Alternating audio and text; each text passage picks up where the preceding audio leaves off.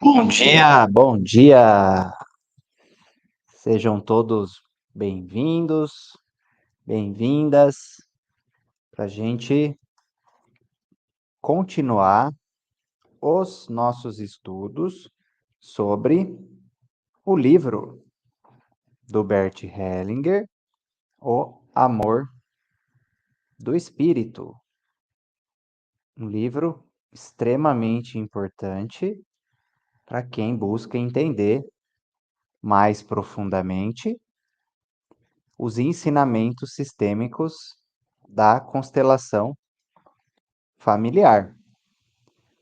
Hoje nós vamos estudar a parte, ainda continuamos numa parte que ele chama de primórdios, nesse livro,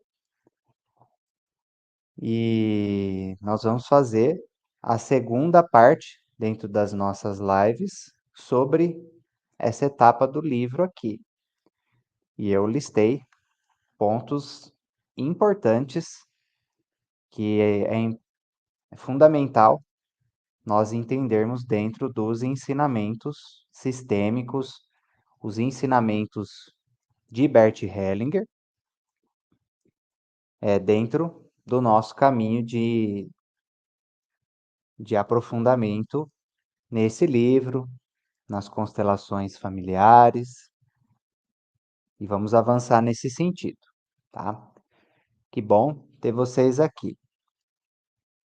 Bom dia aí para Elaine, Marina, minha esposa, sócia, companheira de caminho, que eu coloquei a mensagem dela aqui para vocês verem aqui na tela. Bom dia, Paula, também. Sempre coloquem aí cidade e estado de onde vocês estão falando, para que a gente possa crescer juntos, nos aprofundar nos ensinamentos, certo? Vamos lá, faltando um tempinho inicial para o pessoal ir chegando. Me fala no chat se vocês estão conseguindo ouvir bem o áudio, se o vídeo tá bom para vocês. Pessoal aqui do Instagram, sai da live e entra no YouTube pelo link que está ali no perfil, que vocês vão conseguir ver os slides, tá bom? É só sair da live, vocês aqui do Instagram, e clicar no link que está no perfil, que vocês já são levados direto para o YouTube, tá? Bom dia, Eliane. Bom dia, Aline. Bom dia, Lu. Que bom que vocês estão aqui. É um alinhamento importante para quem está acompanhando o Clube do Livro, principalmente sobre esse livro do Bert Hellinger, tá? São muitos e muitos ensinamentos em cada parte, em cada capítulo, tá? Os livros do Bert, eles são bem densos em quantidade de ensinamento e de compreensões que eu poderia estar compartilhando com vocês, certo? Então, eu listo as que eu considero fundamentais para que a gente converse e vocês saiam com entendimentos de base importantíssimos sobre os livros. Agora, tem outros ensinamentos, outras questões, né?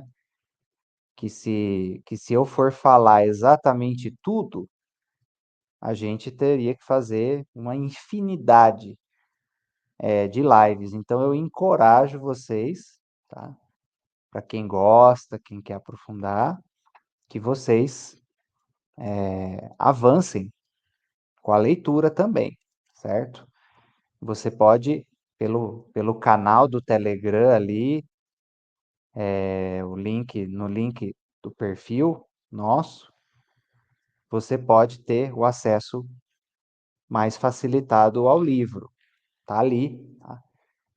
É para vocês. Tudo bem? Então vamos lá avançar com o nosso estudo de hoje. Então, hoje nós vamos conversar ainda sobre a parte denominada por ele de primórdios, tá? Primórdios ele chama, que é uma base ali de entendimento para o livro. E é a segunda live que nós fazemos sobre essa parte do livro. Aí, nessa segunda parte, ele já começa dizendo o seguinte, que é algo que nós precisamos observar na nossa vida, ficarmos atentos e nos corrigir nos nossos relacionamentos. Ele diz o seguinte: o que serve a um relacionamento pode prejudicar outro. Parem para refletir nesse sentido, no que se refere às relações de vocês. Tá? Muitas vezes, algo que funciona no relacionamento com o seu pai ou a sua mãe, por exemplo, não funciona na sua área de casal. E muitas pessoas, muitas vezes, ficam replicando a maneira como trata as pessoas. Por exemplo, muitas pessoas trazem determinados tipos de maneiras de funcionar da sua família que, em grande parte das vezes, não funciona na área de casal. Que se você tratar, por exemplo, o cônjuge igual você trata o seu pai, sua mãe, muitas vezes não vai dar certo, porque cada pessoa tem a sua individualidade. A gente pode usar a simbologia de um presente, por exemplo. Um presente.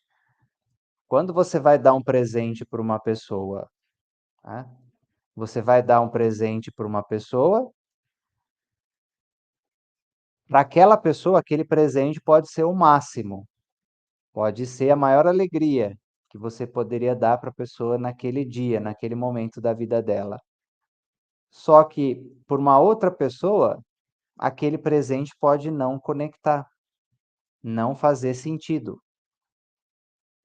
Isso é muito dito também naquele livro que muitas pessoas conhecem, que se chama As Linguagens do Amor. Muitas vezes você expressa seu amor ali com uma linguagem para uma pessoa que para aquela pessoa não conecta. Já para uma outra pessoa é tudo que ela gostaria de receber. E às vezes muitas vezes você está recebendo ali o amor de alguém, mas aquela pessoa não está passando na linguagem que você espera receber. E aí você pode sentir e instalar a crença de que aquela pessoa não te ama, ou que vocês não se conectam. Mas muitas vezes é só esse desalinhamento que precisa ser ajustado, porque cada pessoa traz do seu sistema uma forma de funcionar diferente, inclusive no que se refere a como amar, ao que a pessoa considera que é ser amado. Que até o Tony Robbins chama isso de regras. Todos nós carregamos uma regra a respeito dos nossos valores de vida. E aí você precisa se perguntar o seguinte: como que você identifica a sua regra? Fazendo a pergunta assim: ó, o que precisa acontecer para que eu me sinta amada, para que eu me sinta amado? O que precisa acontecer para que eu sinta segurança? Essas são as suas regras. E grande parte dos relacionamentos tem um desalinhamento de regras. E aí, às vezes, a relação não funciona por causa disso, porque você traz determinadas regras da sua família, do seu passado, a pessoa traz outras, e aí não bate. E às vezes uma regra sua num relacionamento funciona, mas no outro relacionamento não funciona. Então nós precisamos ter esse essa capacidade, esse potencial de sermos como se fosse um camaleão, sem sair da nossa essência. Eu vou explicar sobre isso também, que muitas vezes você sai da sua essência para pertencer, mas um camaleão que mantém a sua essência, que você entende e atende às necessidades do outro. Guardem isso. Um relacionamento dá certo quando nós entendemos e atendemos a necessidade do outro.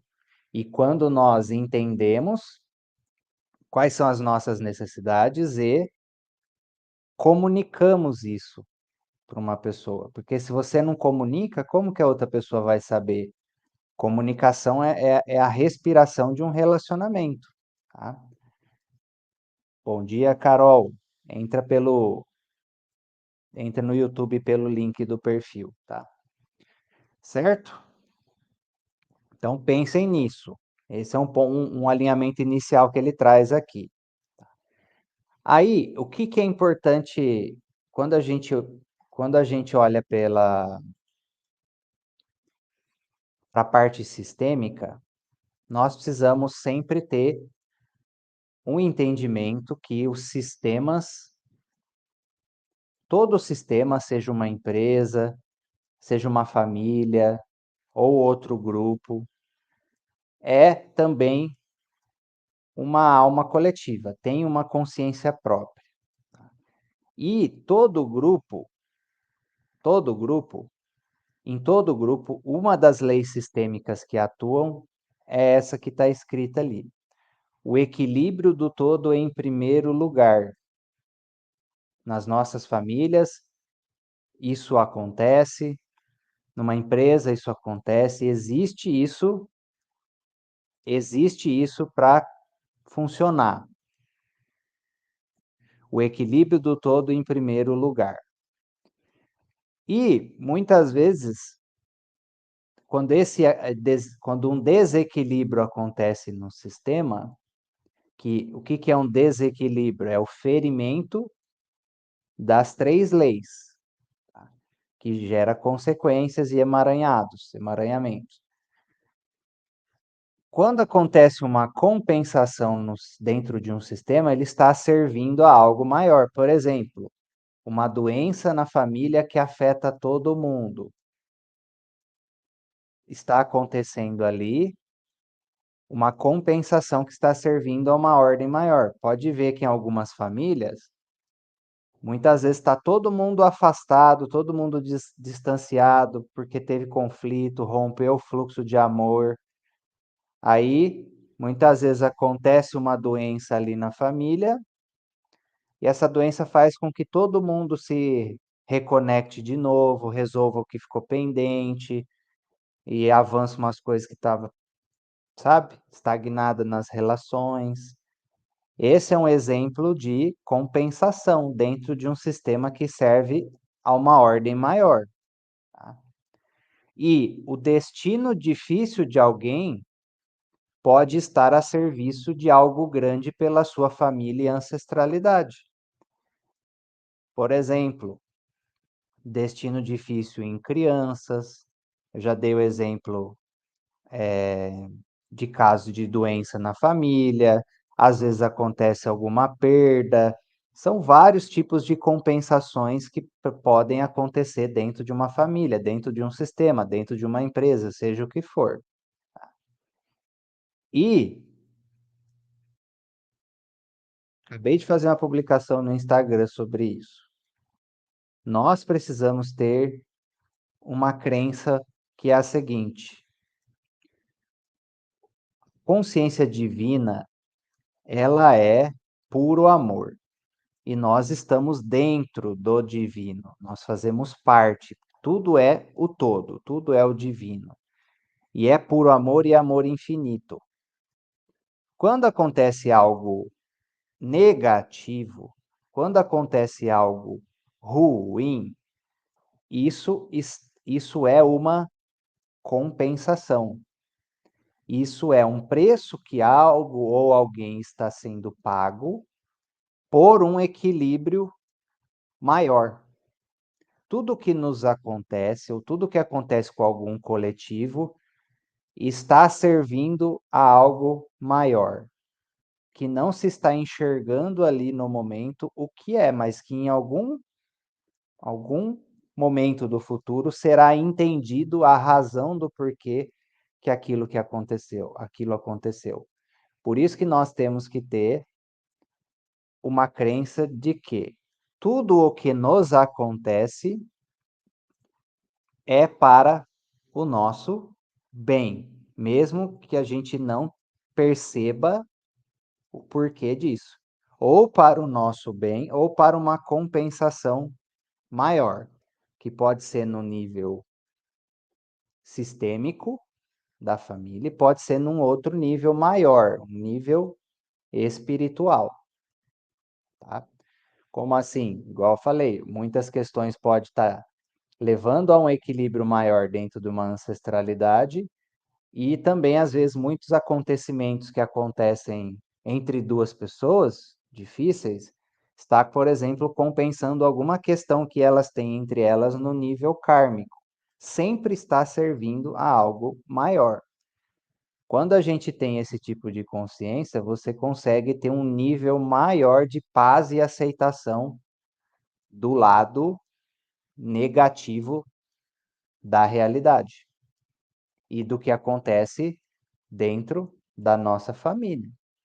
Quando acontecer algo difícil com você na sua vida, você deve se perguntar: o que eu preciso aprender com isso? O que não foi aprendido sem isso, que precisou disso? Ao que isso está servindo? A algo maior, maior do que eu? E trazer sempre esses questionamentos, porque tem algo a mais, tá? Aconteceu algo com alguém que eu amo, o corpo daquela pessoa está pagando um preço, a mente daquela pessoa está pagando um preço, mas o que que a alma dela está ganhando? Ou o que que a família ou o coletivo que ela faz parte está crescendo com a situação daquela pessoa? Então, isso sempre precisa, para quem tem consciência sistêmica, inteligência sistêmica, isso sempre precisa estar no radar, certo? Senão você paralisa nas situações difíceis da vida. Ou se você está num caminho de evolução espiritual, de crescimento espiritual, você vira, quase derrubei o copo aqui, você vira o que nós chamamos de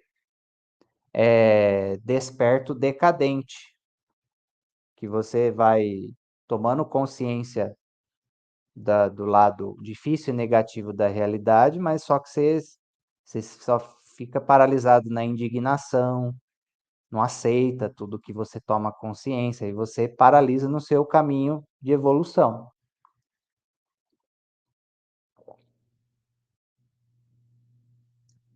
Nós precisamos ressignificar o papel que as experiências, entre aspas, negativas cumprem na realidade. Tudo tem um lugar, tudo está cumprindo um papel, né?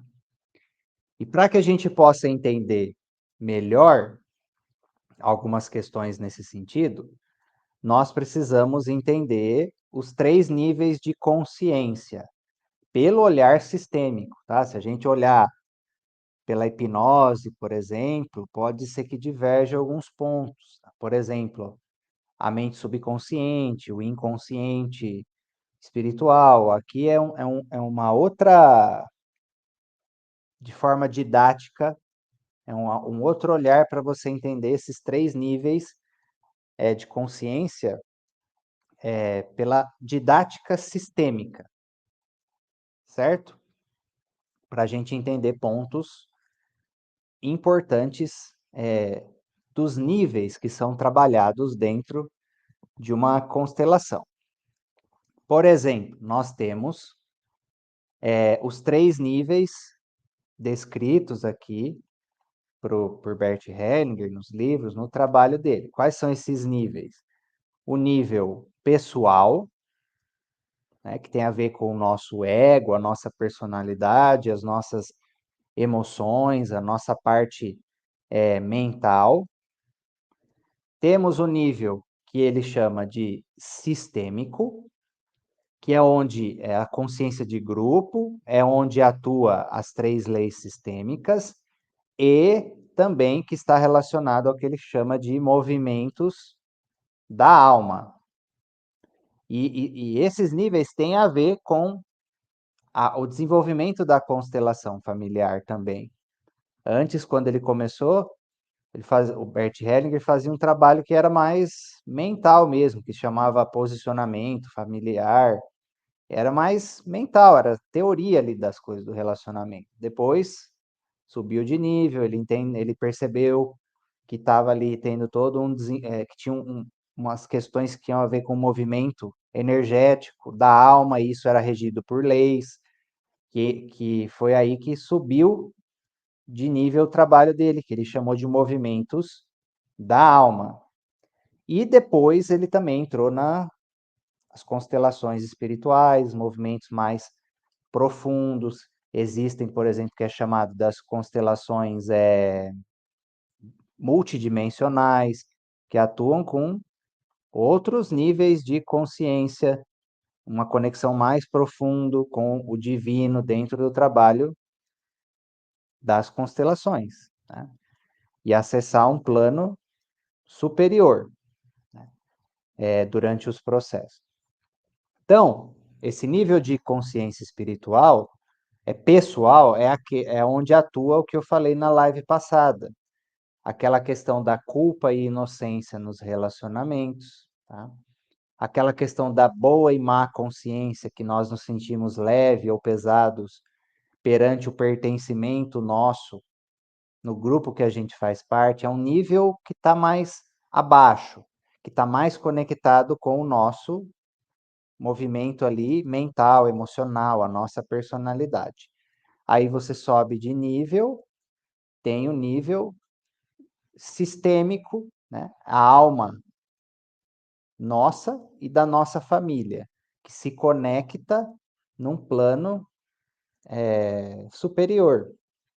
E tem um nível acima, né, que seria o nível divino, espiritual, uma camada acima. E as 3 leis sistêmicas é essa consciência de grupo, aonde a nossa alma se conecta nos grupos que a gente faz parte. E aí o que a gente precisa entender? Isso que é importante, se vocês saírem com esse entendimento, vocês vão corrigir um monte de coisa na vida de vocês, tá? Muitas vezes, para que a nossa vida entre na ordem correta, em alinhamento com as 3 leis, ou em alinhamento com o divino, com a consciência sistêmica e com a consciência espiritual, que é aquilo que traz um nível maior de força para a nossa vida, porque se você está alinhado com as leis sistêmicas, se você está alinhado com.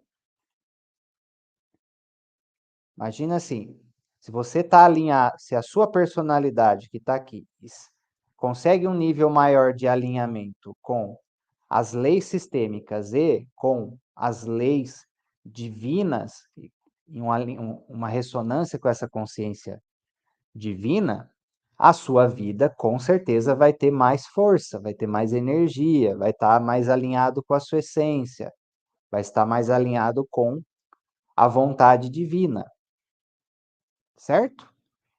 Só que aí o que acontece? Nesse nível de consciência pessoal, as pessoas ficam presas nessas questões de culpa e inocência nas relações, de boa e má consciência nos grupos onde está e se desalinha com as leis sistêmicas e com as leis espirituais. Vou dar um exemplo. Vamos supor que você tá ali, você tá ali agindo como pai ou mãe dos seus pais, porque você quer ter uma boa consciência perante eles, de você se sentir inocente, de você se sentir leve, de você se sentir pertencente, amado, visto, e essas questões que têm a ver com você sentir com que o seu emocional fique aliviado, você ficar bem no nível de consciência pessoal. Ou quando você sai de si para ajudar ali uma pessoa da sua família, isso gera um desequilíbrio no nível sistêmico, mas você fica bem. Você fica aliviado ali no nível emocional. Só que aí, esse alívio que você buscou aqui no nível de consciência pessoal, o que que aconteceu?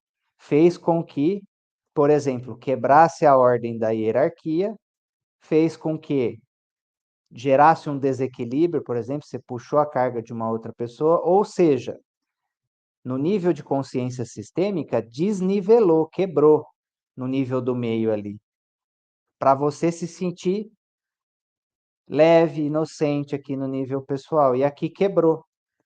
E aí quebrou nesse nível sistêmico aqui, quebrou as 3 leis, com o tempo vai gerar problema aqui embaixo, porque a quebra da hierarquia e a quebra da lei do equilíbrio, por exemplo, com o tempo vai começar a ferir aqui o nível pessoal, porque você vai começar a se sentir pesado, desgastado, fala, tem alguma coisa errada, vai dar conflito na relação, vai gerar um monte de problema.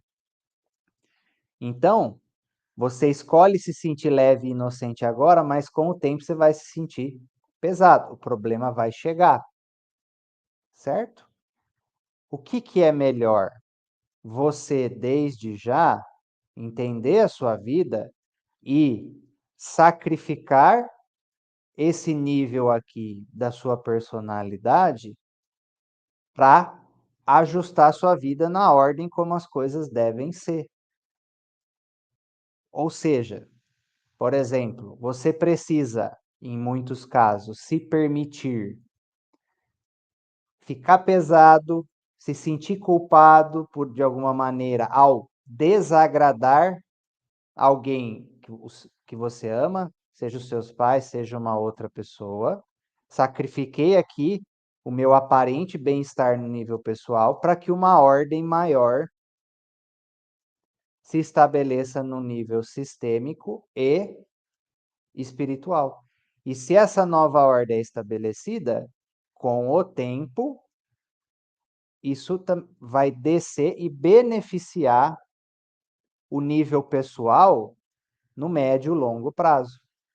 Quando você só busca fazer o que fica confortável ali para o seu ego, nas suas relações, sacrificando as leis sistêmicas, no médio prazo vai dar problema, você vai se sentir pesado, vai dar problema. Agora, quando você faz o que é certo, em alinhamento com as leis sistêmicas, mesmo que você fique ali, você sente aquele peso, aquela culpa, com o tempo vai mostrar que foi o melhor para todo mundo. É quando, por exemplo, quando você põe o limite em alguém, tá desequilibrado a hierarquia, saí do meu lugar, tô fazendo algo que não é o meu papel, e você vai pôr limite. No nível de consciência pessoal, você vai ficar incomodado, vai sacrificar ali aquele bem-estar que você gostaria de ter fazendo o que a pessoa quer, para você ser aceita por ela. Só que você quebrou o nível superior. E esse desequilíbrio no nível superior vai ter compensação aqui embaixo, e vai gerar um problema num curto espaço de tempo, nem demora muito. Conseguiram entender esse conceito? Então, o mais importante para você organizar a sua vida é você ter esse olhar da consciência sistêmica. O que sistemicamente é adequado para essa situação na minha vida, onde as 3 leis vão ser cumpridas: o pertencimento, a hierarquia, o equilíbrio. Numa situação na minha vida aqui, tá tendo alguma exclusão, tô excluindo alguma coisa ou algo ou alguém só para eu me sentir bem, vai dar problema num curto espaço de tempo. Tá quebrando a hierarquia aqui na minha família ou na empresa, eu me sinto bem ali na hora, cuidado, dali a pouco vai dar problema. Lei do equilíbrio, mesma coisa. Tem certeza que você vai puxar essa responsabilidade dessa pessoa só para você se sentir bem vista por ela, para você agradar? Tem certeza? Por exemplo, pessoa que tem o padrão agradador, agradadora, está o tempo todo querendo agradar todo mundo para se sentir bem aqui no nível pessoal, no ego, nas suas emoções. Só que está fazendo o quê?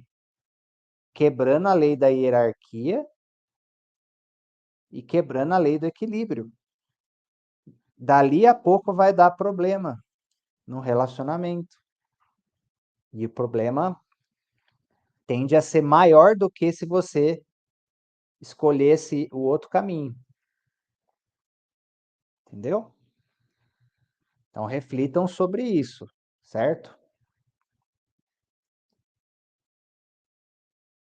E até para quem não sabe, no fundo, né? Esses 2 slides, por exemplo, aqui que eu falei para vocês aqui, ó. Muitas vezes o destino difícil de alguém pode estar a serviço de algo grande pela sua família, ou pela sua ancestralidade, ou pela humanidade. E aqui, ó, parem para pensar aqui também, ó. Muitas vezes precisamos sacrificar, aí vem a simbologia da cruz, a nossa consciência pessoal em prol de algo maior. Por trás da história do Cristo, né, por trás da história de Jesus, esses princípios foram aplicados, onde ele fez um sacrifício em prol da humanidade, para passar um caminho de salvação. Ele já estava ali passando, inclusive, um ensinamento sistêmico, que muitas vezes acontece com destinos difíceis que muitas vezes não entendemos o porquê que acontece. Tá? E aí, parem para pensar, parem para pensar no seguinte: como que atua essa questão da boa e má consciência? Tá? Observa os lugares que você frequenta ou as pessoas que você se relaciona. Nós tendemos a usar uma máscara para cada grupo que pertencemos. A máscara que faz com que nos sintamos mais seguros em relação ao pertencimento de cada grupo. Observa quando você está no seu local de trabalho, ou quando você tá, sei lá, lá no salão de beleza com as suas amigas, ou quando você está igual o homem, quando vai no grupo ali do pessoal que joga futebol, ou quando você está na sua casa, ou quando você está lá na casa da sua família, se você não mora com a sua família. Se você parar para perceber, nesses lugares diferentes e com pessoas diferentes, você pode mudar a sua forma de funcionar. E você muda essa forma de funcionar com base em como internamente você sente que naquele grupo ali o seu pertencimento está mais garantido. Você tende, inclusive, a Muitas vezes, a forma como você fala, o que você pensa.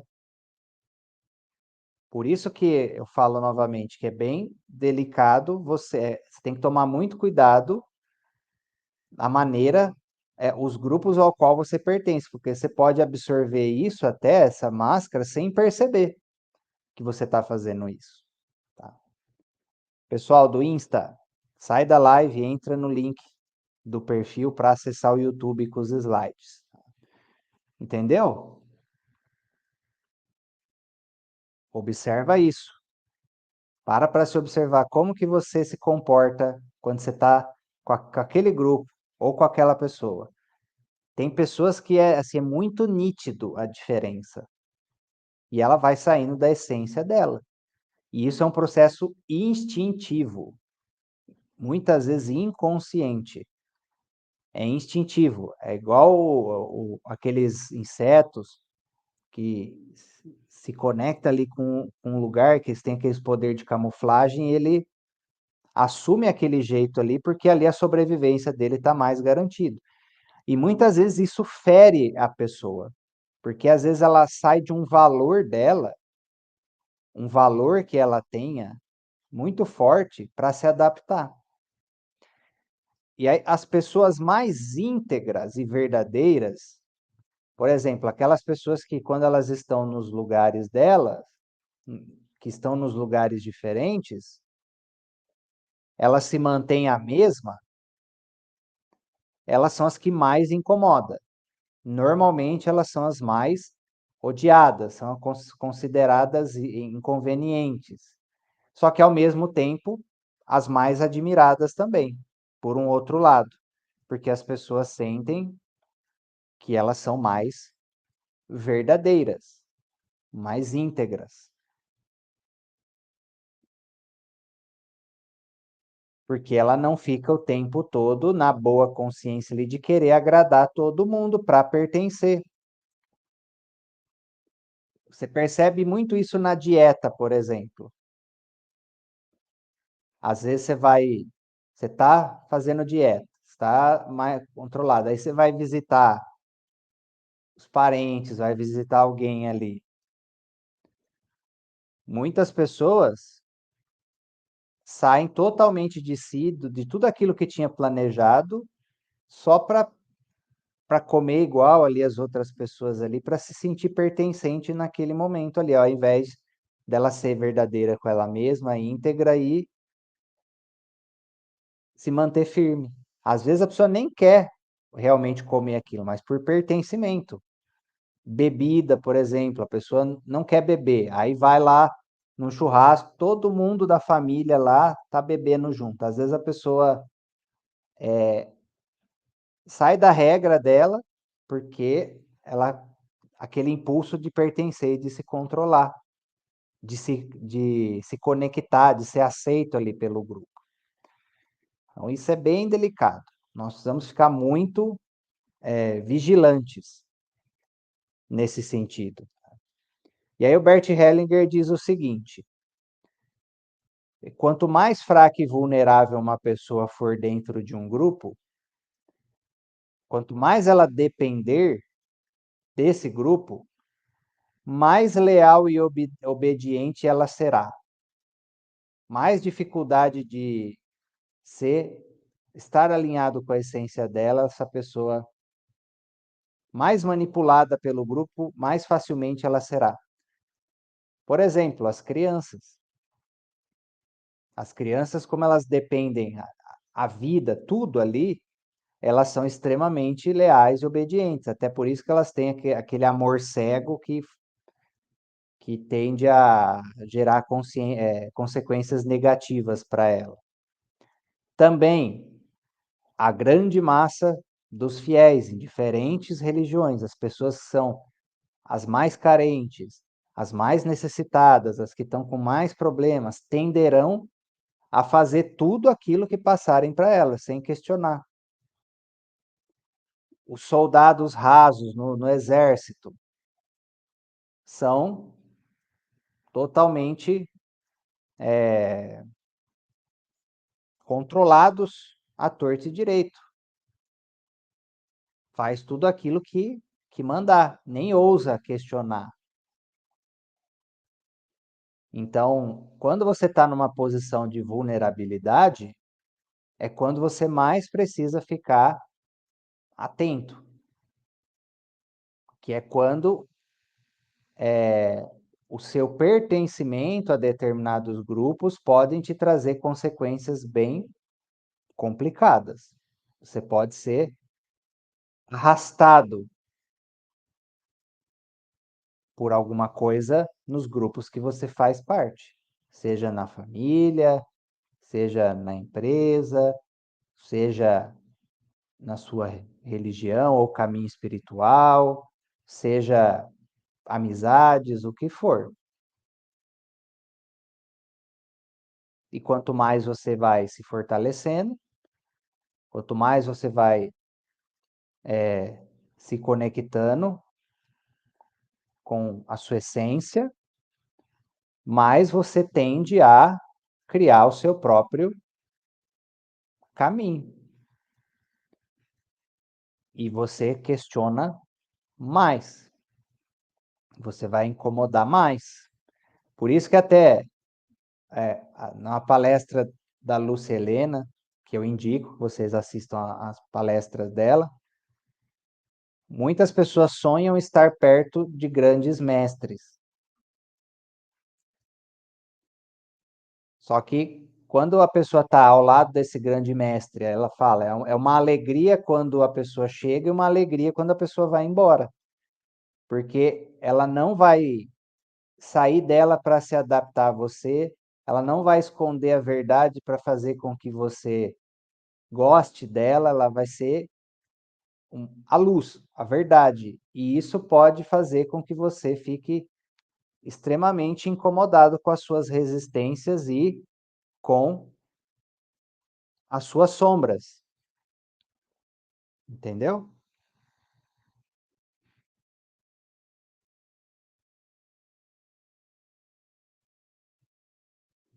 Aí a Lu colocou ali, ó, é bem delicado mesmo ter esse equilíbrio, que segundo Darwin, a evolução e seleção natural se deu pela adaptabilidade.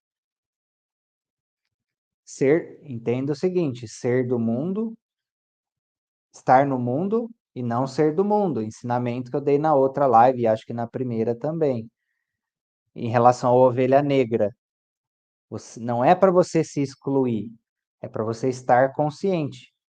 Você pode, num determinado sistema ali, você saber jogar o jogo, você ter jogo de cintura, pertencer, se conectar com as pessoas, mas manter os seus valores, manter a sua essência.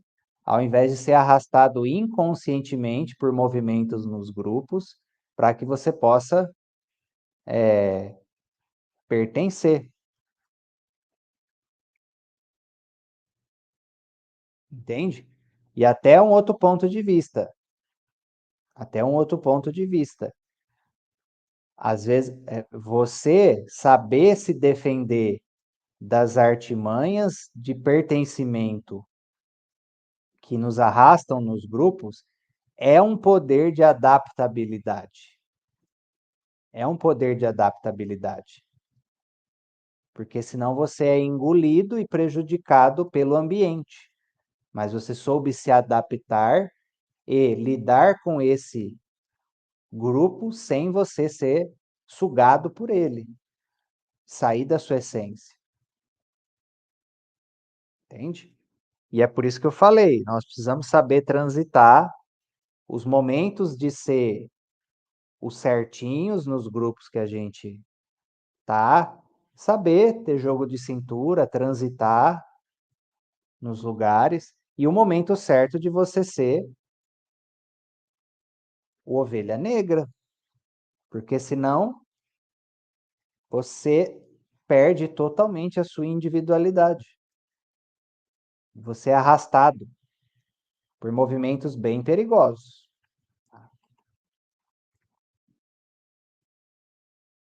Muito bem. E aí, depois nessa parte, né, como essa questão de amor cego, nessa questão do pertencimento envolve muito as crianças, principalmente, que buscam pertencer à torta e direito, ele traz alguns ensinamentos, ele traz alguns ensinamentos sobre as crianças que a gente precisa refletir. Olha o que ele diz. Olha o que ele diz. Quando um dos pais se impõe sobre o outro na educação, ali está errado ali. Quando um dos pais se impõe sobre o outro na educação dos filhos, né? A criança secretamente tomará partido do genitor em desvantagem.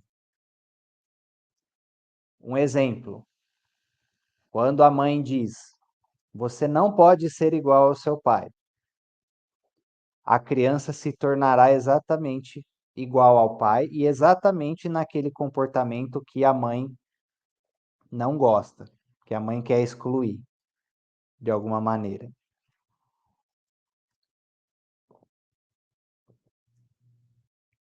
Porque a criança tem o amor e a lealdade.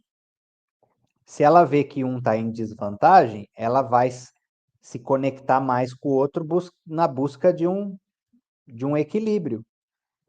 Ela na alma da criança, inconscientemente, ela não consegue lidar com esse outro em desvantagem, com essa exclusão do outro.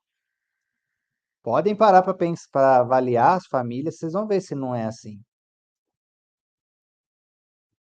E acontece uma questão também no seguinte: quando a criança sente que no comportamento ela não pode ser igual a um dos pais, porque tem essa questão aí de exclusão, tem essa questão de superioridade, seja o que for. Quando no comportamento ela não pode ser igual a um, internamente ela se tornará esse outro. Entendem? Quando no comportamento a criança não pode ser igual a um dos pais, ela é repreendida nesse sentido, ela se tornará internamente, no nível das suas emoções, no nível ali da sua mente, ela puxará mais daquele que foi excluído. Puxará internamente, em segredo ali, porque ela não pode externamente.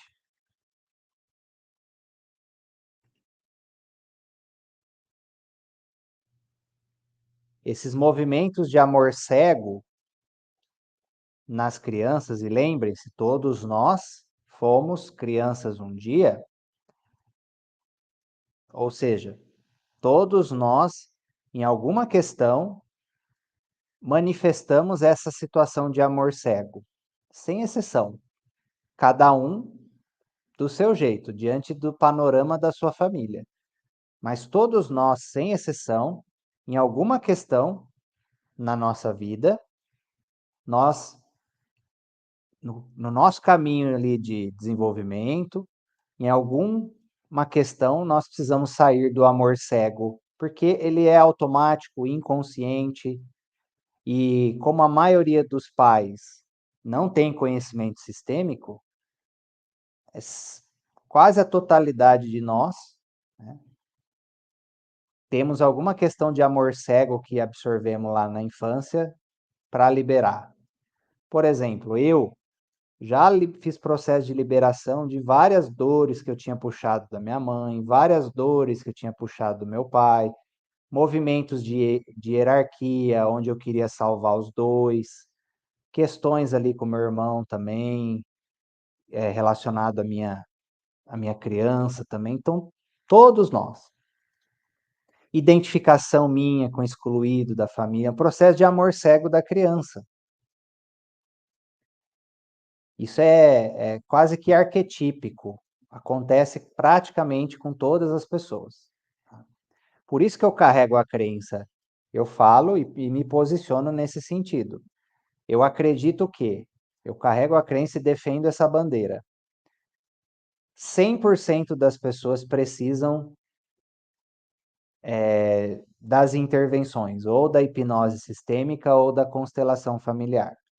Eu carrego a crença e defendo essa bandeira. Pode pegar qualquer pessoa na rua, qualquer pessoa em qualquer lugar, ela precisa da intervenção da hipnose sistêmica e da constelação familiar para alguma coisa. Defendo essa bandeira e eu provo que é verdade. Me fala uma pessoa, você me der 5 minutos de conversa com ela, eu já identifico aonde precisa atuar com alguma terapia sistêmica. 100% das pessoas. E é por isso que eu defendo essa bandeira também, que vocês, terapeutas, precisam ter uma dessas duas terapias no seu currículo de formação também. Alguma terapia sistêmica você precisa. Porque se todas as pessoas precisam dessas intervenções, por que você não vai ter isso, esse potencial de aquisição de cliente? Ou seja, todo mundo tem potencial de ser seu paciente. Entenda isso. É bom para as pessoas e é bom para você como terapeuta. Entendeu? E aí ele diz assim, ó, a alma infantil busca, por amor cego, expiar doenças graves ou desejo de morte dos pais, ficando doente no lugar deles. Exemplo, anorexia, e eu coloquei porque eu tive anorexia, tá? Na minha pré-adolescência ali, depois que eu emagreci 55 quilos lá. E aí, vou explicar o que acontecia comigo naquela época, para vocês entenderem. Anorexia, na alma da criança está dizendo ali, ó, antes eu desapareça do que você. Ou seja, a criança está querendo ir no lugar do pai ou da mãe. Ou também atua na consciência da pessoa ali, ó, eu no seu lugar, eu vou no seu lugar, vou onde? Morrer, no seu lugar. Ou eu vou com você. Meu exemplo de vida, nessa época, a minha mãe estava de luto da minha avó. Minha avó tinha falecido recentemente. Ou seja, minha mãe ficou indisponível para mim, olhando para a morte, desejando morrer, e junto com a minha avó. E ali foi um processo que atuou dessa forma na minha consciência. Antes eu desaparecer, morrer, sumir, do que você. Era o meu amor cego ali pela minha mãe tinha me desenvolvido essas questões, né? Foi bem a época quando minha mãe estava cuidando da minha avó, os processos de falecimento da minha avó, foi quando a minha obesidade foi chegou num nível extremo, né, maior, porque já estava acontecendo ali a indisponibilidade, doença grave na família, minha mãe olhando para a morte, tudo isso. Então, você vê, foi um processo de amor cego meu, nesse sentido. Olha para a sua história de vida ali, infância, adolescência. Será que você não teve ali determinados problemas por esse tipo de amor cego, alguém da sua família? E, e depois precisei trabalhar muita coisa relacionado a isso, né? Soltar essas cargas. O amor profundo e cego das crianças faz com que elas se coloquem em compensações para o sistema.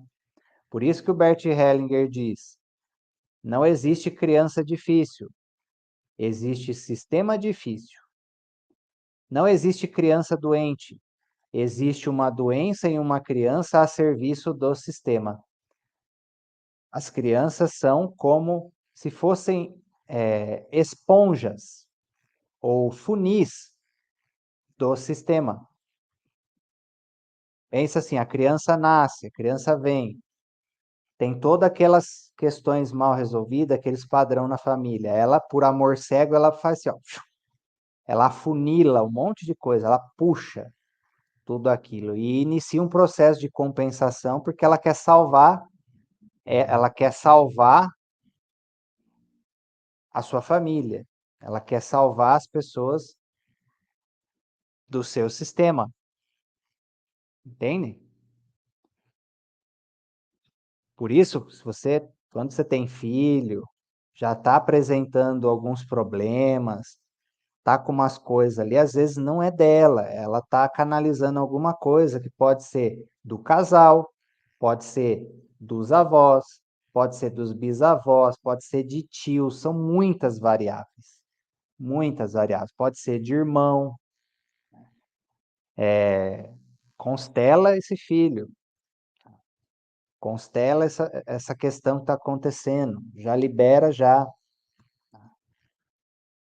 que é um processo cumulativo, se não é resolvido, ela vai puxando coisa, inconsciente, amor cego,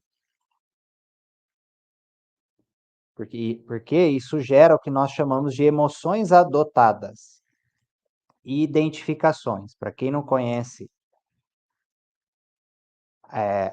o conhecimento sistêmico e o que acontece no nível espiritual da nossa conexão com a nossa família, existe o que nós chamamos de emoções adotadas. Tá? Emoções adotadas. A Sandra perguntou ali, qual é a idade para uma criança constelar? Desde os 0 anos. Porque quem constela são os pais, não é a criança. Não, não vou lidar com a criança. Eu constelo a criança por meio dos pais. Entendeu? Aí, a partir dos 11, 12 anos, 13, dependendo da consciência da criança, aí já pode fazer diretamente com ela. Mas antes disso, constela ela por meio dos pais. Ela não precisa estar presente. Tá? Aí a Lu perguntou: os adultos podem continuar agindo dessa forma, certo? Sim, muitos adultos ainda não corrigiram o padrão de amor cego que foi construído lá na infância. E ela ainda está tendo um monte de problema ali na vida dela por causa disso. Seja problema de saúde, seja problema na área de casal, porque não se desamarrou da família ainda por amor cego e por isso está indisponível para o parceiro ou para a parceira, entendeu? Por amor cego, ela pode sabotar sua prosperidade, porque dói nela ali ver os pais numa condição financeira baixa, então por amor cego ela não se permite ter um nível financeiro melhor do que os pais, entendeu? Um dos motivos, um dos motivos que acontecem também, tá? E por amor cego acontece os processos de emoções adotadas. Emoções adotadas. O que é emoção adotada? É quando você espiritualmente, sem perceber, por amor cego ou por quebra de alguma lei sistêmica, você assume uma emoção, uma carga emocional que é de alguém da sua família. Muitas pessoas, por exemplo, têm uma carga de tristeza que nem sabe de onde veio, às vezes puxou da mãe, puxou do avô.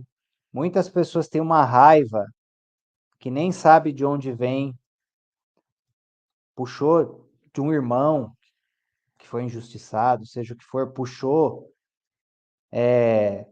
uma raiva que a mãe tem dos homens, aí ela puxou essa emoção adotada, ela tem raiva dos homens também, mas não tem motivo nenhum para ela ter, ela adotou essa emoção, ou de um excluído da família, e às vezes você tá com essa carga emocional que não é sua.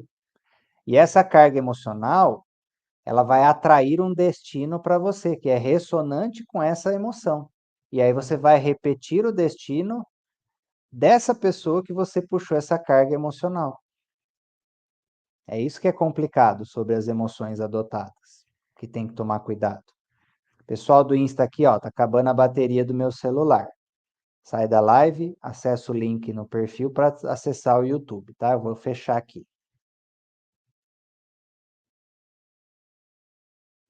Entende? E as emoções adotadas, elas podem gerar também o que nós chamamos de identificação. O que é uma identificação na família? É quando alguém da família entra em ressonância com uma pessoa e replica na sua vida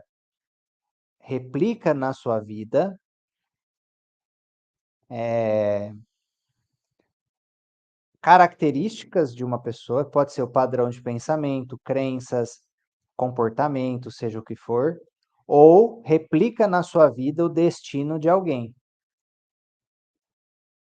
Por exemplo, muitas vezes uma pessoa foi excluída na família, um filho fora do casamento, por exemplo.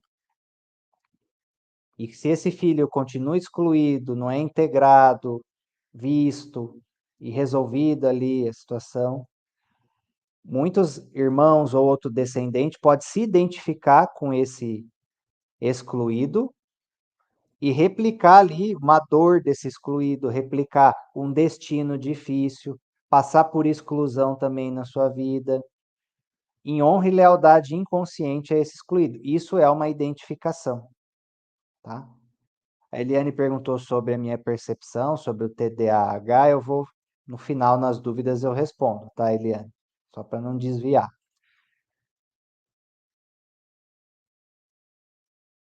Que aí segue essa lei que está escrita ali, ó. Toda exclusão gera uma compensação. Toda quebra de hierarquia gera tensão conflituosa no sistema. E todo desequilíbrio gera carga nociva, consequências de quebrar as três leis. Um tipo de exclusão, por exemplo, que nem parece exclusão, mas é desonrar um preço que foi pago por alguém no sistema, na família. Por exemplo, vamos supor que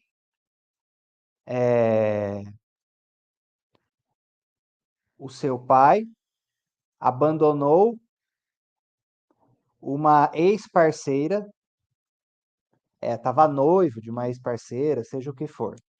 Abandonou essa pessoa para ficar com a sua mãe. Ou seja, essa pessoa pagou um preço, um destino difícil para que o lugar dela para a sua mãe ficasse disponível. Para que não haja uma identificação ou uma emoção adotada com essa pessoa, por exemplo, alguém do sistema assume isso, essa pessoa precisa ser honrada. Por exemplo, nas suas orações você precisa se conectar com essa pessoa em consciência e agradecer o destino que ela passou em prol da sua família. Ou, por exemplo, quando um irmão sacrifica ali algo da sua própria vida para cuidar dos pais que tiveram ali, sei lá, alguma questão de saúde incapacitante, alguma coisa. Se os outros irmãos não honram, não agradecem, tem consequência também. Quando algum preço é pago em prol de algo maior no sistema e essa pessoa não é honrada, incluída, reconhecida, agradecida, o sistema, a consciência sistêmica não admite essa injustiça e gera alguma compensação, emoção adotada, identificação. Por isso é tão importante sermos gratos pelos nossos familiares e ancestrais. E todos aqueles que, de alguma forma, pagaram um preço em prol da nossa família. E por isso que é importante honrar a hierarquia da família. E da onde vem essa hierarquia da família? Por que se chama hierarquia? Hierarquia por precedência, que se fala, seus pais são maiores, eles vieram antes, seus avós são maiores ainda, eles vieram antes, é uma hierarquia. E muitas pessoas não admitem essa hierarquia. E às vezes fica numa situação do tipo assim, de se considerar melhor do que o pai ou a mãe, porque tem mais conhecimento, porque às vezes tem mais dinheiro, tem mais esclarecimento de algumas coisas, e se considera maior ou melhor. Mas está vendo só a superfície da coisa e não entende que, se não fosse o destino dessas pessoas, a pessoa não teria a própria vida dela. E nada que você conquistar na vida vai igualar isso, porque você não conquistaria isso se a vida não tivesse passado por essa pessoa ou chegado a você. Você não teria o que você tem se você não tivesse vivo. Então você tem o que você tem porque você está vivo, e você está vivo graças aos seus pais, ou seja, tudo que você tem, indiretamente você tem que honrar a vida que você recebeu. É isso que está por trás, a visão lá, tomar os pais, tomar a força dos pais, tomar a vida. Porque se você não honra essa origem, você é como se você perde a conexão e o direito em relação a tudo que você teve, o que você tem na sua vida, porque você só tem o que você tem na sua vida e só vive o que você vive porque você está vivo. E quem possibilitou a sua vida são seus pais, e quem possibilitou a vida dos seus pais são seus avós. Ou seja, antes de tudo, se isso não tivesse acontecido, você não teria nada.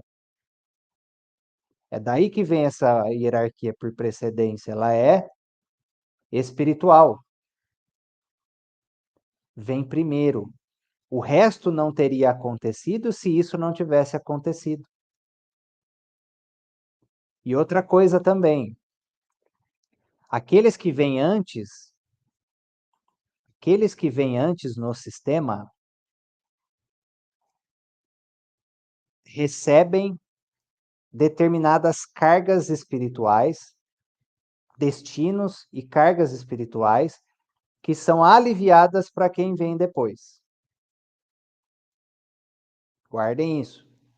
Quem vem antes também já recebe um monte de carga espiritual da família que são aliviadas para quem vem depois. E aí que vem mais uma pessoa que recebe um monte de carga, assume um destino, que se essa pessoa não assumisse esse destino, outra teria que assumir. Por exemplo, você pode ter um irmão mais velho que está cheio de problema na vida, pode ser lá o ovelha negra, seja o que for, um monte de problema. Você é irmão mais novo, você fica julgando, se considerando melhor. Mas você não sabe que se esse irmão não tivesse entrado ali naquela posição, puxado um monte de carga, puxado aquele destino e vivenciar esse destino difícil na sua família, toda essa carga que essa pessoa está representando na vida, se ela não existisse, tinha descido, tinha vindo para você. Ou seja, esse irmão difícil, você precisa agradecer, porque ele puxou um monte de carga antes de você chegar. E às vezes é o seu pai, às vezes é a sua mãe, que está ali vivenciando um monte de situação difícil na vida e não consegue sair daquilo, e você fica julgando, você fica que se essa pessoa não tivesse assumido aquilo, isso estaria em você hoje. Então, precisa expandir essa visão sobre a hierarquia espiritual e honrar e agradecer aqueles que vêm antes. Tá? E aí, o que as pessoas precisam saber nessa questão de puxar a carga dos outros, querer salvar? Entenda o seguinte: vamos supor que quem você ama está com uma carga ali, a pessoa está lidando com uma questão. Quando você puxa a carga de uma pessoa, ela não sai da pessoa. Ela se multiplica e vira duas. E aí fica você e a pessoa com a mesma carga. E aí as duas sofrem. Entenda isso. Você acha numa ilusão que você vai tirar a carga da pessoa, mas não vai sair, porque é espiritualmente endereçado a ela. É o karma dela, espiritualmente endereçado para ela. Quando você puxa, faz assim, ó. Fica duas, uma com ela e uma com você também. Por que que eu estou falando isso? Tem movimentos, por exemplo, da hipnose, da constelação, que você faz movimento de devolver ali para a pessoa. E muitas pessoas resistem. Ah, ela não vai dar conta, não vai conseguir. Mas já está com ela, não saiu dela. Essa que é a ilusão que precisa ser desfeita. Só que ao você fazer isso, e você se emaranhar junto nessa carga, quebrou-se as leis sistêmicas. A lei da hierarquia, porque você ficou maior ali, querendo salvar a pessoa. Se é uma pessoa que está acima na hierarquia, você se colocou acima, emaranhou. A lei do equilíbrio, porque você desequilibrou a sua vida com uma carga que não é sua. E quando você devolve, ajusta esses movimentos, a pessoa se fortalece. Quando nós lidamos com o nosso destino, nós ganhamos dignidade, nós ganhamos força e bênção para atravessar aquilo. Quando é com o destino dos outros, a pessoa perde força porque ela se vê como pequena, vulnerável, dependente, e você se emaranha, você perde a sua liberdade.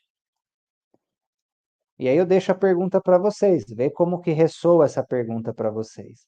Será que você está realmente vivendo o seu destino ou o destino de alguém, da sua família? Será que você está vivendo a sua vida ou você está vivendo a vida não vivida?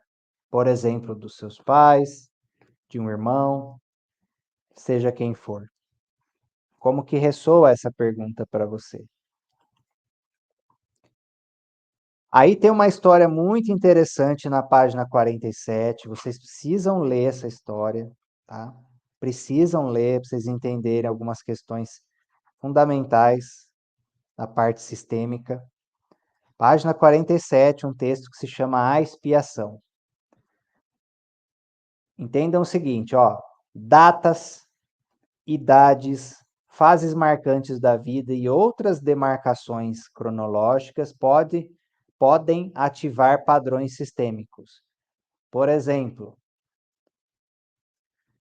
vou dar um exemplo. Quando, quando uma pessoa marca um casamento, se tem um padrão sistêmico ali, uma questão a ser resolvida sobre esse tema na sua família, isso pode ativar na sua vida e você vai precisar trabalhar isso. Questão de maternidade, paternidade, a mesma coisa. Por exemplo, quando eu e a Marina a gente decidiu se casar, a gente foi levado a trabalhar um monte de situação sistêmica sobre esse tema na nossa família e ancestralidade. Quando a gente decidiu ter filhos, a Marina engravidou, abriu um monte de situação para a gente trabalhar e liberar. Por exemplo, data marcante na sua família, aconteceu alguma coisa, aquela data pode ativar também algum padrão sistêmico, alguma questão emocional. Idade em que alguém faleceu por alguma situação complicada. Quando uma outra pessoa da família atinge aquela idade, pode acontecer alguma coisa. Então precisa ficar atento a isso. Por exemplo, se alguém da sua família assassinou alguém e essa outra pessoa tinha X anos.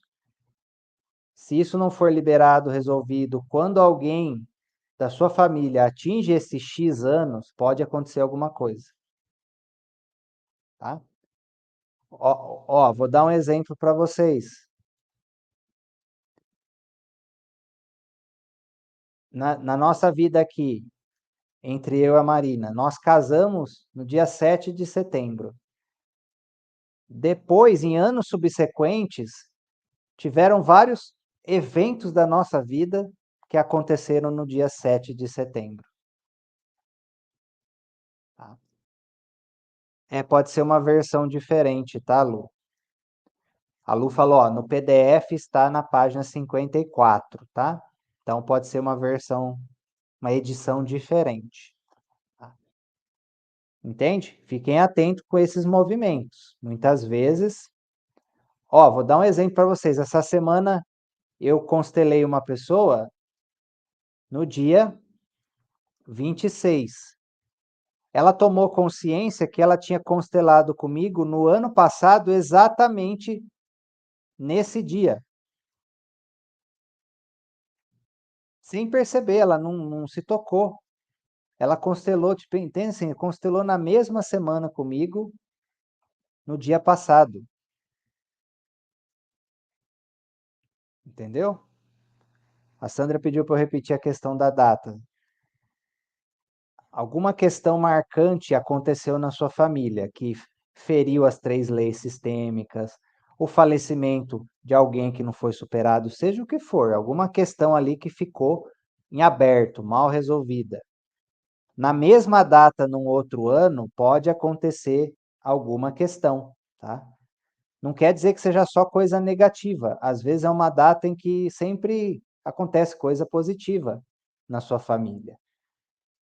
O que eu estou dizendo é, pode ativar padrões sistêmicos. Pode ser positivo ou pode ser negativo. Aí vai depender do que precisa, como que está configurado aí a questão na sua família.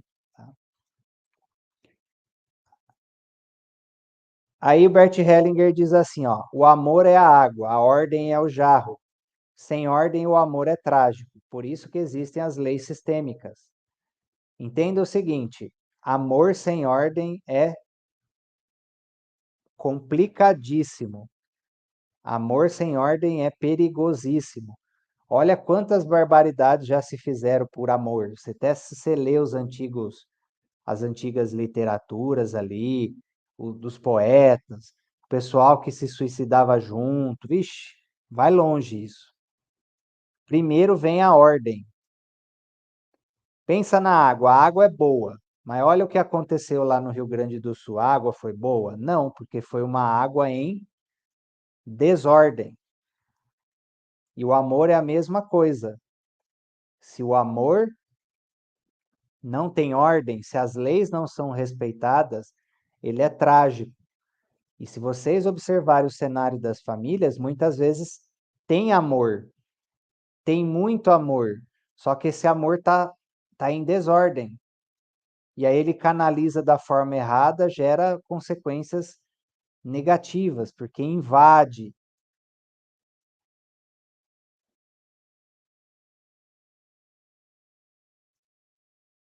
A Regina perguntou assim, ó, minha tia faleceu de câncer no dia do aniversário do meu primo, filho dela. E agora ele também descobriu que está com câncer. Trata-se de uma questão sistêmica? Muito provavelmente. Tá?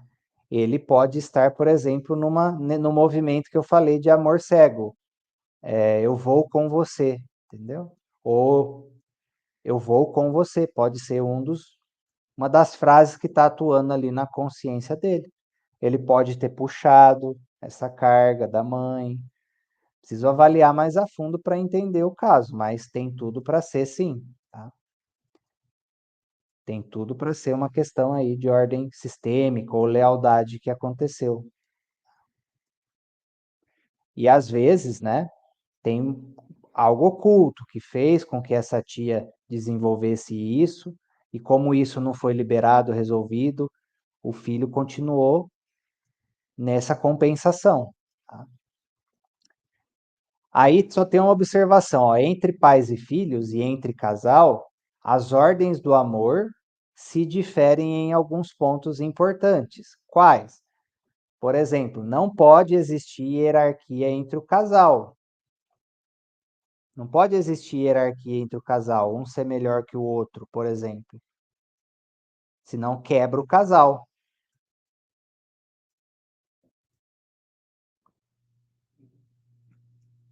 Ninguém pode ser superior ao outro.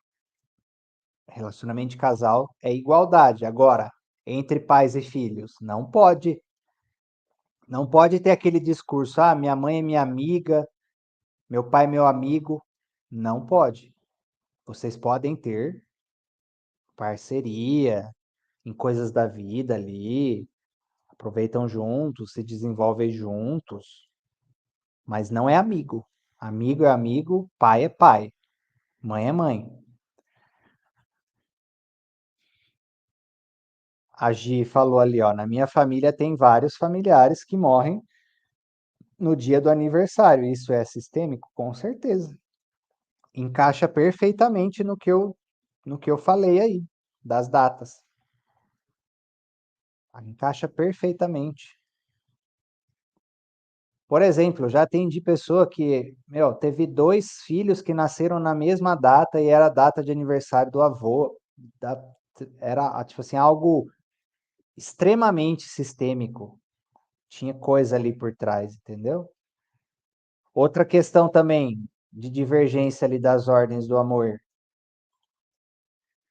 Num relacionamento de casal, o equilíbrio é essa troca no dar e receber.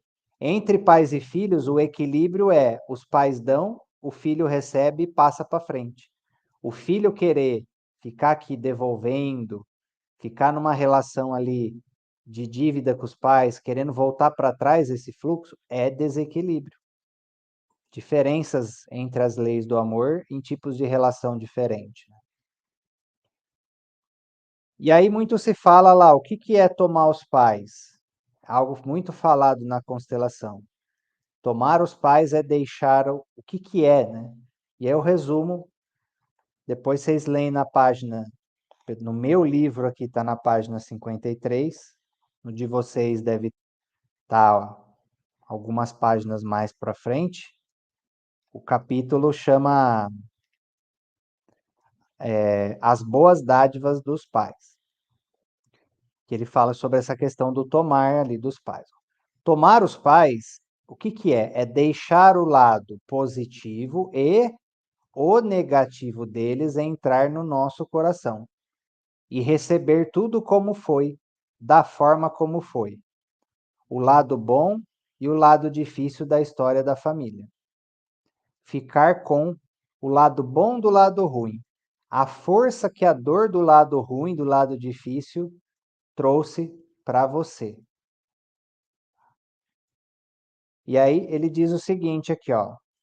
Quando, porém, o filho diz aos pais: "Você tem que me dar mais", o coração dos pais se fecha. Já não podem dar ao filho tanto quanto lhe davam, nem com o mesmo prazer, porque ele o exige. O filho, por sua vez, ainda que receba algo, não consegue tomá-lo. Caso contrário, sua cobrança cessaria. Quando um filho insiste em sua exigência aos pais, não pode se tornar independente, pois sua cobrança o prende a eles. Contudo, apesar dessa amarra, o filho não tem seus pais, nem os pais têm os filhos. Eles sempre se sentem incompletos. Aí a pessoa entra naquela que não toma ali o lado difícil do pai ou da mãe, porque entra naquilo, eu não quero me tornar igual ao meu pai ou à minha mãe. Entenda o seguinte, nós já somos. Nós já somos. Você pode não ter expressado isso na sua vida, mas está dentro de você como um potencial. Quando nós lutamos para não expressar um lado do meu pai ou da minha mãe, me torno isso sem perceber. Quando a pessoa luta para quando a pessoa luta para que seja o total oposto dos pais, ela está igual sem perceber, porque entra esse ensinamento. O total oposto de uma coisa é o outro lado da mesma coisa. Imagina no planeta Terra, você está aqui de um lado e você vai para o total oposto. O que seria o total oposto? Você vai cair no mesmo lugar, porque a realidade ela é circular. O total oposto você vai chegar no mesmo lugar. O total oposto de uma moeda, você vai cair no mesmo lugar. E às vezes a pessoa não percebe que ela está com um comportamento diferente, ela está lutando para não ter o comportamento igual, ela põe um comportamento totalmente oposto. Mas lá dentro existe, por exemplo, a mesma dor dela relacionado com a dor dos pais, só que expressa de um jeito diferente. Pela visão espiritual, nós somos, né, muitas vezes na constelação se fala, olha, você é 50% pai, 50% mãe. Não é 50%, tá? Isso é só uma forma didática. É 33%. É mais exato falar. Somos 33% nosso pai, 33% a nossa mãe e 33% a originalidade da nossa alma. A gente traz já um histórico, traz já características de alma. Por isso que muitas pessoas, você já vê, a criança ali muitas vezes já chega de uma determinada maneira. É isso que explica, tem crianças que com 4, 5 anos já estão tocando piano. Ela já trouxe isso de algum lugar. E aí você tem que evitar a todo custo, você tem que evitar a todo custo o que o Bert Hellinger chama de a postura arrogante, a presunção de se engrandecer, de querer, de considerar e de se posicionar na sua vida por orgulho e achando que você é maior ou melhor que os seus pais. Isso quebra várias leis sistêmicas. Isso quebra a lei do pertencimento, porque você está excluindo a importância, inclusive do lado difícil dos seus pais, para muitas coisas no seu caminho. Você está excluindo o fato de que você recebeu a vida deles, e que é a maior dádiva que nós podemos receber. Você está quebrando a hierarquia. Você está se considerando maior, está se colocando acima, mesmo que seja por uma boa intenção, por exemplo, querer salvar, querer mudar, querer transformar eles. E você está quebrando a lei do equilíbrio, porque você está puxando carga deles, mesmo que pelo julgamento. A gente puxa a carga dos pais quando ou queremos salvar por amor cego, ou quando excluímos, nos consideramos melhor, porque aí a consciência sistêmica vai atuar encaminhando aquela carga para que você lide com a mesma carga que estão nos seus pais, com o mesmo destino, para que, por meio dessa dificuldade, você se torne humilde.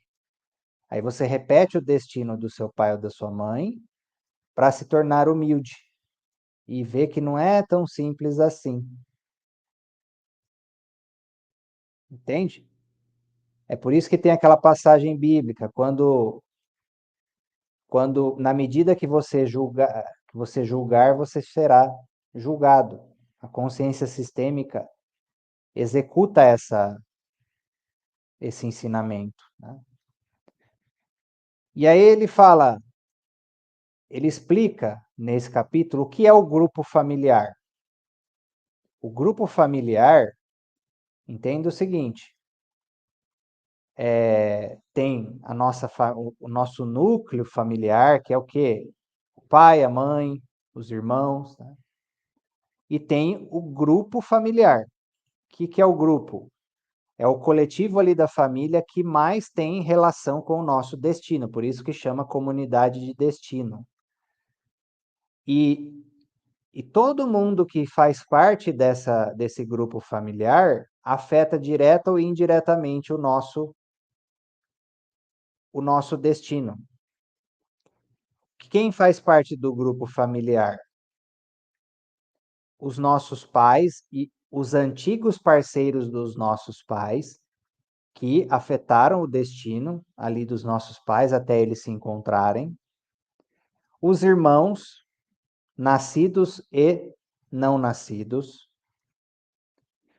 os avós, os tios também, nascidos e não nascidos, os avós, vivos ou falecidos, os antigos parceiros dos nossos avós, que também afetaram o destino da nossa família, e os bisavós. Esse é o núcleo familiar. E o núcleo familiar, o grupo familiar. E o grupo familiar atua na nossa vida como se fosse um aquário, onde nós somos os peixinhos. E esse núcleo familiar é como se fosse o aquário, essa água do aquário. Toda a sujeira que estiver nessa água afeta o nosso destino. Tudo aquilo que acontecer nessa água, essa água estará disponível a todos. Por isso que eu falo sempre que preciso orar pela liberação espiritual dos falecidos, dos não nascidos da família, porque se estiverem do lado de lá em sofrimento espiritual, isso afeta o nosso destino. Por isso precisa corrigir as dinâmicas sistêmicas ao qual você, de alguma forma, possa estar relacionado desse grupo familiar, porque senão a sua vida fica paralisada. Não é você ir lá para querer corrigir algo deles. É você, naquilo que de alguma forma você se identificou de alguma maneira. O restante é por oração, é por prática espiritual.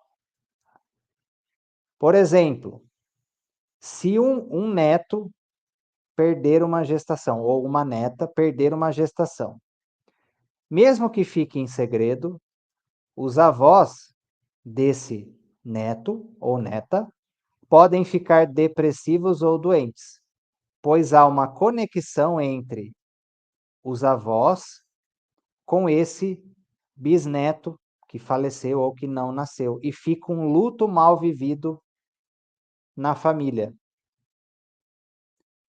E aí, essa questão mal resolvida no inconsciente desse grupo familiar afeta todos. A consciência familiar não permite espaços vazios. Haverá uma compensação que busca restaurar a sua completude, como se fosse uma planta de uma casa onde as peças são encaixadas. Se tem um excluído ali na família, ficou um, um vazio, um buraco, alguém vai ser puxado a representar. Vou dar um exemplo. Atendo vários casos onde naquela família teve, por exemplo, 2 perdas de gestação e elas ficaram mal resolvidas, mal concluídas e esquecidas. Ficou 2 espaços vazios ali na família. O que acontece? O que eu já vi? Essa família, por exemplo, adota 2 crianças e essas crianças entram nesse espaço vazio e representam esses que ficaram esquecidos ou excluídos. Esse é um dos casos, por exemplo, que acontece. Tá? Conseguiram aqui entender essa questão da consciência coletiva, que os avós podem sentir, por exemplo, uma perda de gestação dos netos, mesmo que ninguém fale nada, pela consciência coletiva, por estarem todos, na alma familiar todos estarem juntos. É por isso que não pode negligenciar processos de liberação espiritual, de luto dos falecidos e não nascidos da família. Que acontece isso aqui, ó, ele fala no livro, ó, quando há falecimentos prematuros em uma família, os que ficam podem não se sentir no direito de viver ou de terem sucesso nas áreas da vida. É como se acontecesse ali na consciência o pensamento, eu não tenho direito de viver, já que você não pode mais viver. Do tipo, é injusto que você tenha ido sendo mais novo que eu.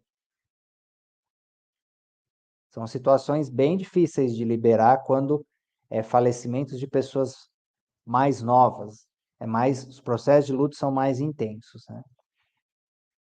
Lutos mal concluídos mantêm a pessoa com a sua alma conectada com a morte e com o olhar e energia distante da vida, o que faz decair a saúde, a conexão nas relações e a força para realizações e prosperidade. Observação: perdas de gestação são casos onde ficam grande parte dos lutos mal vividos, por não serem executados os mesmos procedimentos do que quando falece alguém, tá? Quando tem a concepção, teve a concepção, a alma já se conecta e já passa a pertencer ao sistema familiar, desde o exato momento da concepção, tá? E já ocupa um lugar na família, já passa a pertencer. Teve a concepção, a alma já se conecta, a vida já se inicia. E vida tem a ver com, no fundo, com a alma, a presença da alma. Por isso que é bem delicado o assunto que estava gerando, né, nesse último período aí nas mídias sociais. E aí, o que acontece?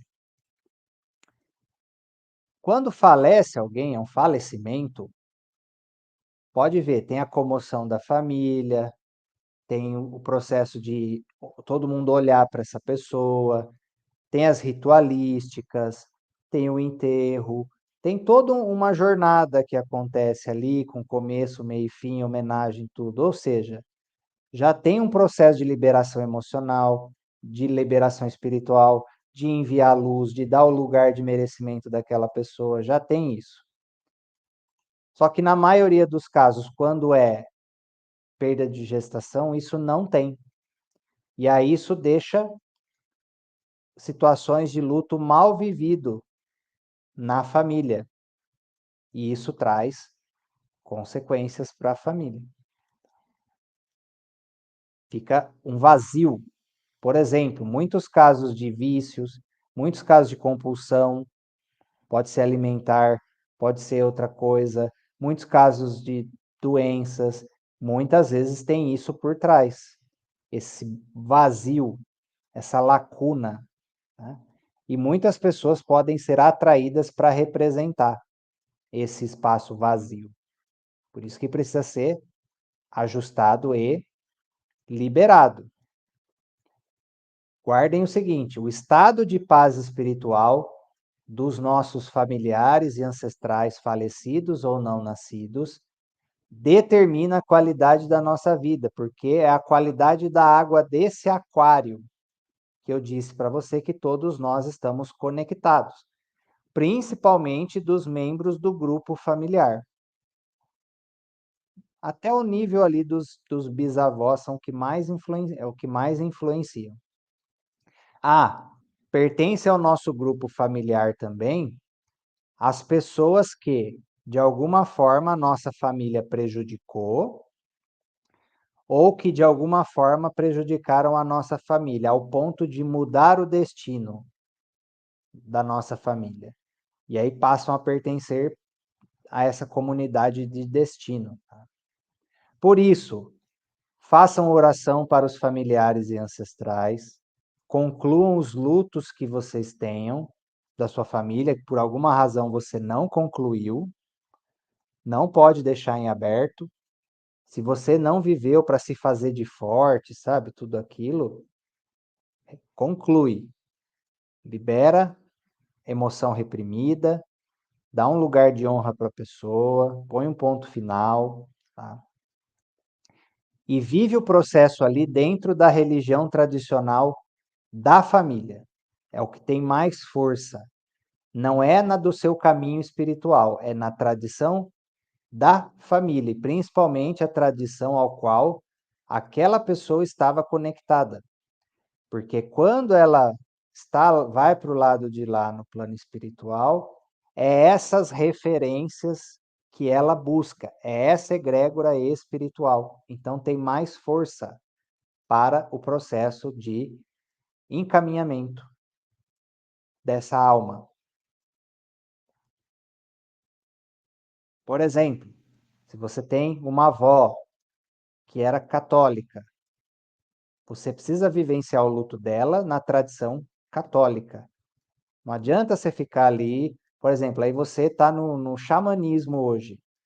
Claro, você pode fazer um processo ali de enviar luz, de honra, dentro do seu caminho espiritual, mas sem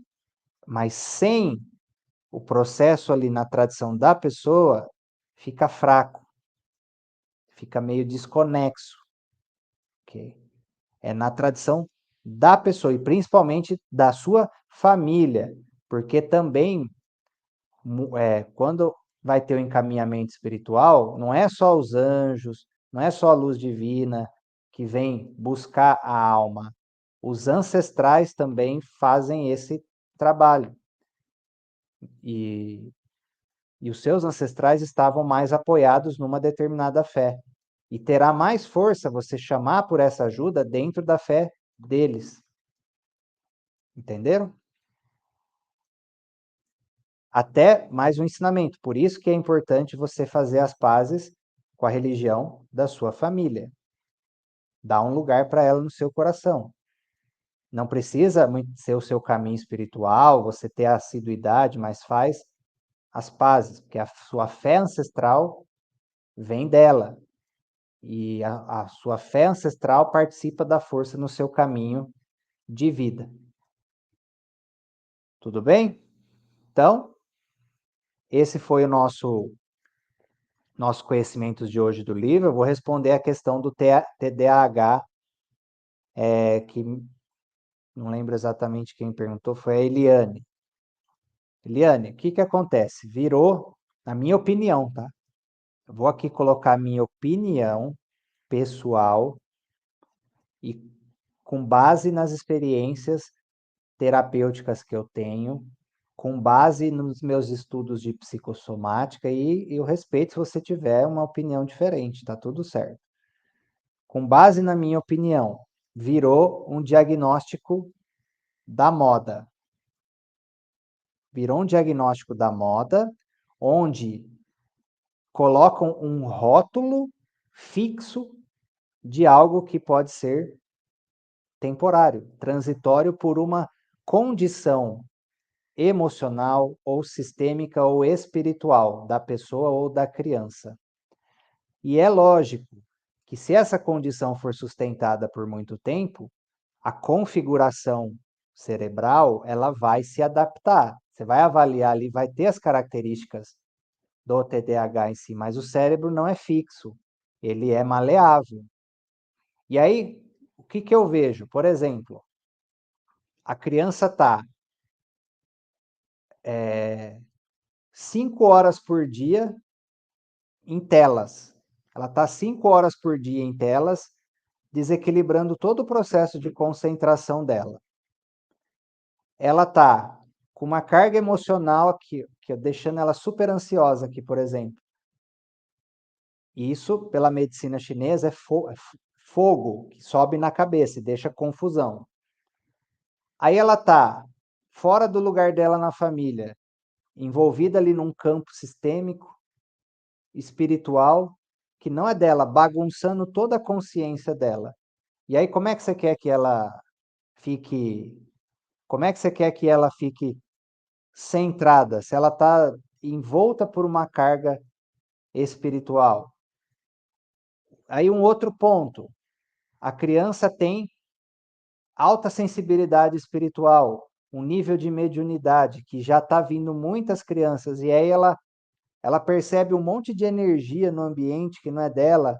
Aí ela está lá na sala de aula com 25 crianças que estão carregando um monte de carga, cada uma delas, e a criança fica se sintonizando com isso, não consegue se concentrar. Ou a pessoa tem, ou a criança tem um nível de energia que é um sol, um nível de energia que é uma cachoeira, e ela tem que ficar 5 horas numa caixa 5 horas numa caixa de fósforo ali da carteira, assim.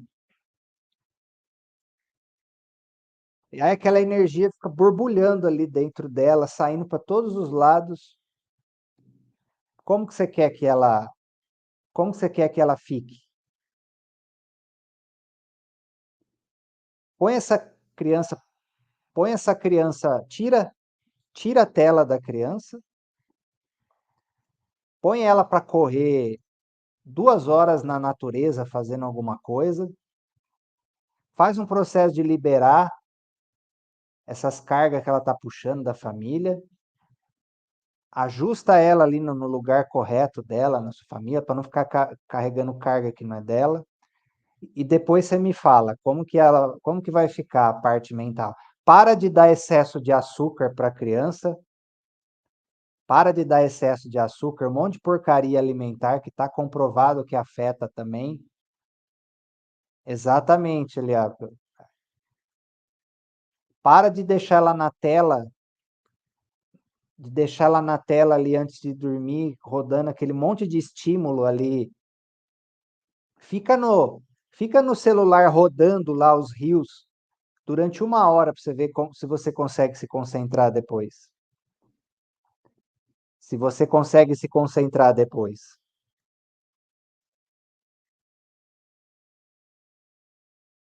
Entendeu? Então são muitos outros elementos que precisam estar em vista antes de você sair dando diagnóstico. Por exemplo, minha mãe falou que se fosse hoje, eu teria um rótulo, eu teria um rótulo de autista com certeza, grau 2, pela forma como estão conduzindo hoje os diagnósticos. Então eu tenho uma crítica sobre isso.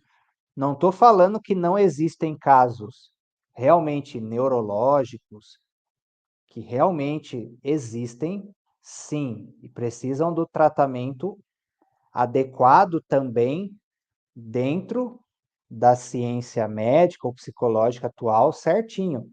Agora, tem uma grande parte desses casos que não é e rotulam como se fosse. Tá?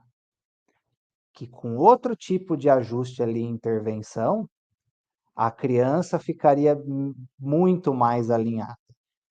Sem ela ganhar esse rótulo, que às vezes ela pode carregar a vida inteira. Tá? Entendeu? Então, esse é o meu posicionamento. Tá? Essa é a minha crença sobre isso. A Lu falou ali, o ambiente atual está propício às problemáticas psicoemocionais modernas. Exatamente isso, Lu. Exatamente. Sistema de ensino, por exemplo, que as crianças ficam ali encaixotadas, não, sabe, é só lousa, não tem processos dinâmicos de aprendizado. Ou, por exemplo, tem criança que é sinestésica, ela não é visual. Uma criança que é sinestésica, ela aprende fazendo, ela aprende com movimento. Você deixar ela ali 5 horas só no visual, na lousa e tudo, você é uma tortura para a criança. Então, tem vários pontos que precisam ser vistos nesse sentido. Né? Exatamente. E aí a Fabiola acertou em cheio numa outra questão também. Além da criança ganhar o rótulo de doente, seja com TDAH, seja com autismo, ela ganha o rótulo de coitada. Aí ela é tratada desde pequena como coitada. Aí ela cresce, dali a pouco ela vai ser um adulto o quê? Um adulto vítima. É mais um perigo em relação a tudo isso. Né? Entendeu? Pode ser questão sistêmica, tá, Eliane? Pode ser que ele está alinhado com algum campo da ancestralidade, isso bagunça a consciência dele. Pode ser memória espiritual também. A Marina já tratou, por exemplo, com a apometria, esses tipos de questões, entendeu? Beleza, gente? Agradeço a presença de vocês por mais uma live sobre esse livro. Deixem suas dúvidas nos comentários depois, se ficou. E compartilhem, tá? Se inscrevam no canal, curtam o vídeo se vocês ainda não são inscritos no canal. E compartilhe com as pessoas que vocês sentem que precisam desse conhecimento. Convida o pessoal para o Clube do Livro, vamos crescer esse movimento aí, essa corrente do bem, esses trabalhadores da luz. Tá bom? Nos vemos na próxima live, segunda, às 19h15, aqui no YouTube também. Fiquem atentos para receberem o link. Um grande abraço e fiquem com Deus.